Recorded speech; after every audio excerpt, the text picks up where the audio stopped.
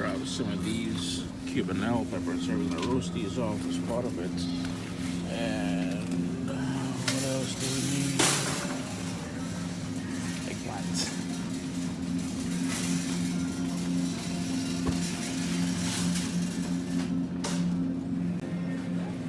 Obviously, we need some okra, but I'm not a huge fan of these ones here, so I'll have to go to another store to get those. But see, these are the better ones here. These short little finger-looking ones.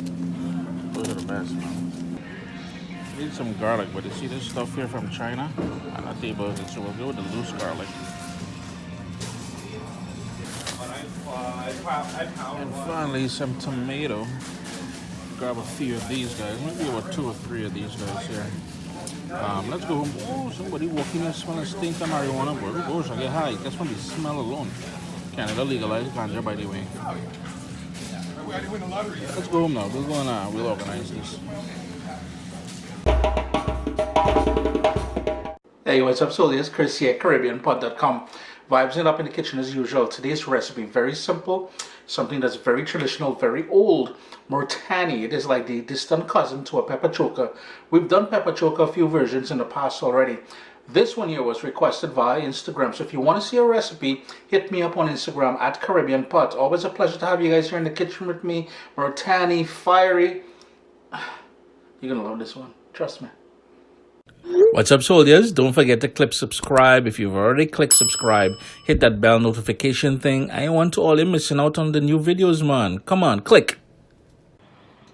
So we got a couple tomatoes, a couple of the cubanelle, some okra, these scotch bonnet peppers, a couple scallions, the eggplant, and I've got the garlic back there. I'm going to show you quickly what I'm going to do with the garlic. Everything else has pretty much been washed and dried. The eggplant, what I did was I used a paring knife and I went in and I made some stab wounds in there. That's going to help it cook faster or roast off faster on the fire. And speaking about fire, let me show you guys what we're using today to roast these off. And this here is what you call a coal pot. So the bottom part down here is where the air would feed through. You have coals there, so it would feed through the air to help the fire burn, and you would roast or you would cook or you would do whatever on the top surface there. That is something my great-grandma had, according to what my dad told me, and probably before her as well. So it's something with a few hundred years of traditional use in the Caribbean. You're going to see quite a few recipes coming up I have in store for you guys cooking on this coal pot. So, but today we're just going to roast off these vegetables and peppers and stuff like that. Just going to move this aside because I want to show you guys something. A lot of these recipes you would find online calls for the garlic being roasted directly over the flame. The thing about that is I find that when garlic burns or chars, there's a bitterness to it. So what I'm going to do, I cut off the bottom, the sort of head part of the garlic. And we're just going to put it on some tin foil there, or some foil. I'm going to drizzle on some olive oil. And I'm going to wrap it up into this foil and put it onto the fire. So it's going to roast in here. And it's going to get nice and sweet. And you're going to get that garlic niceness, but also a sweetness from it, and not that sort of burnt, charred, bitter sort of aftertaste. And while my fire is still screaming hot, I'm going to go in with all these sort of bigger vegetables, and as well as the garlic. So that garlic is going to go there. That's going to roast off nicely. We want to char this. We want to get it nice and tender, and it's going to bring out all the sweetness in these vegetables.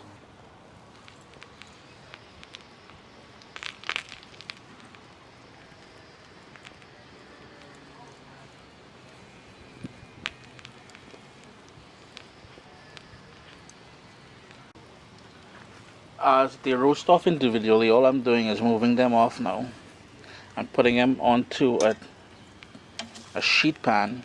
And I'm just going to continue going. Gotta flip this around a little bit.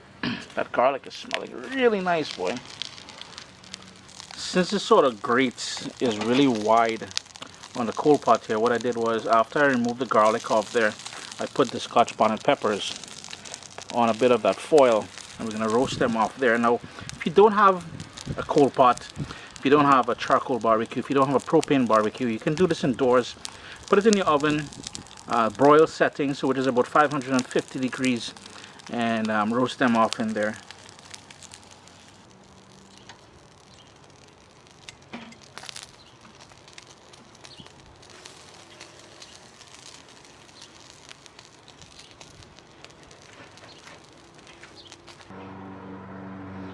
Everything is roasted off nicely. Got a nice char on everything. Notice that the garlic, how nice and creamy it's looking there. That's going to be pure sweetness. I guarantee you that the eggplant, the okra, the scallion, everything. And I do apologize for all the noise. We're in the backyard, so can't help that. Small thing. Now here's where we're going to do things a little bit differently. Traditionally, this would have been made in a mortar and pestle or by just pounding. In our case here, I'm just going to scrape off some of the char. Some char is nice, but not all of it. And with this green onion, sort of scallion here, get all that nice sweetness. And I'm using a food processor. I'm just taking off these sort of stems, cutting it up. Ooh, this one is a bit tough, so we're not going to use that bad boy. But you get the idea what we're doing here. We're sort of breaking things down. Now the thing about it is it needs to have a bit of texture. I like it with a bit of texture. I'm just going to take off the stems. So I'm going to pulse it. I don't want to puree this because then it's going to become a nice big mush. And if you haven't already guessed it, this is supposed to be very fiery. Thus the amount of scotch bonnet peppers I'm putting in there. You want to tailor it back, you can certainly do that. Tape it back a little bit like a little wuss. Small thing. I want to say not everybody can handle heat. And we ain't trying to make all they feel less worthy, you know. So we've got all these nice and sweet. That's going to be so sweet now with that garlic there. Take out a little bit of char spot there. Get all of that in there.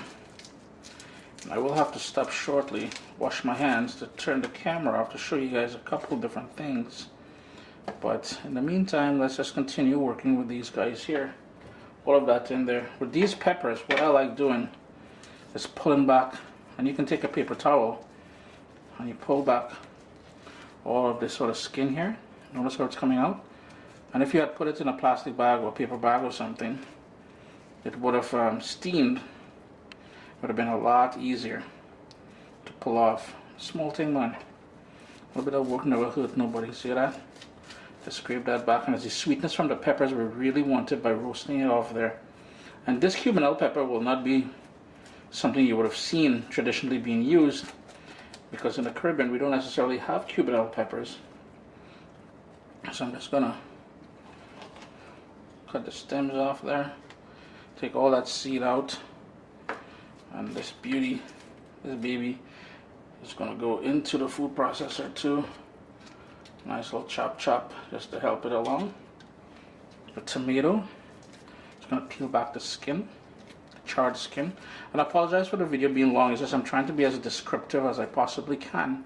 And the stem area, I like going with my paring knife and taking out that sort of core, that hard part there. That's going to go in there. And the same thing I'm going to do with the other one. Oh, piece of pepper tortilla was going to escape, boy.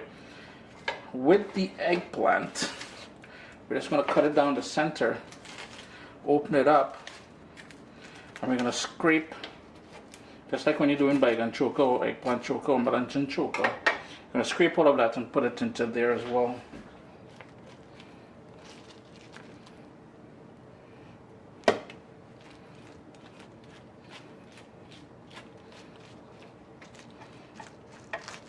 I'm a huge fan of eggplant, that smokiness, that sweetness. I kid you not, when I'm in the Caribbean, I can eat baigan choka every morning for breakfast. I kid you not, to the point where there was one year I was home, and my sister, who was still living at home at that point, she got mad at both me and my mom, well, my mom for cooking it every morning because she hated the smell of the roasted eggplant. Me, that is heaven. Of course, we're going to need some salt. You can use whatever salt you like using. I have some sea salt here that I'm using. Just a little bit more just because I know that tomato is a bit tart there. And now what we're going to do is pulse that. As I mentioned, the reason why I'm pulsing it is because I don't want it to become a puree. I want it to have a little bit of texture to it.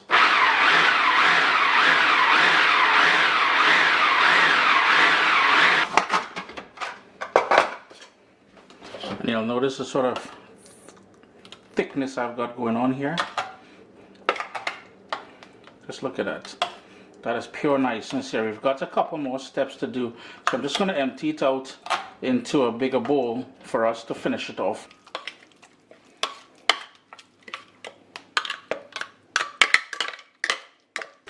As a trimmed Burgundian, you know I need to have some shado beni in there.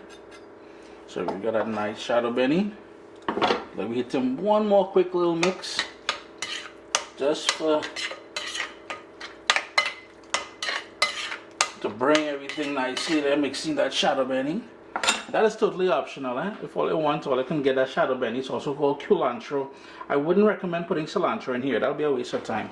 And some thinly sliced onion. We're just going to rest it on the top for now, because what we're going to do next, if you watch the tomato choka video I did, we're going to do what's called chunky. It means pouring hot oil over it and then giving everything a nice mix. Chris here, CaribbeanPot.com. Always a pleasure to have you guys here in the kitchen with me. A traditional recipe from the Caribbean, in excess of, I would guess, at least 200 years old, man. And all we're going to do now, I heated some olive oil. You can use vegetable oil, whatever oil you like doing.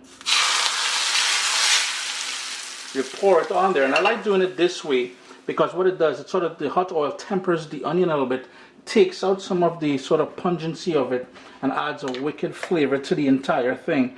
Always a pleasure, as I said, to have you guys here in the kitchen with me.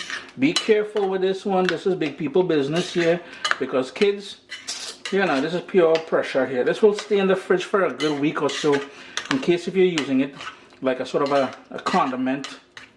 Well, it's meant to be more of a condiment than anything with curry dishes and stuff like that, if you're wondering. My little baby is here. We've got cookbooks, guys. WestIndianFoodCompany.com. Get your copy today.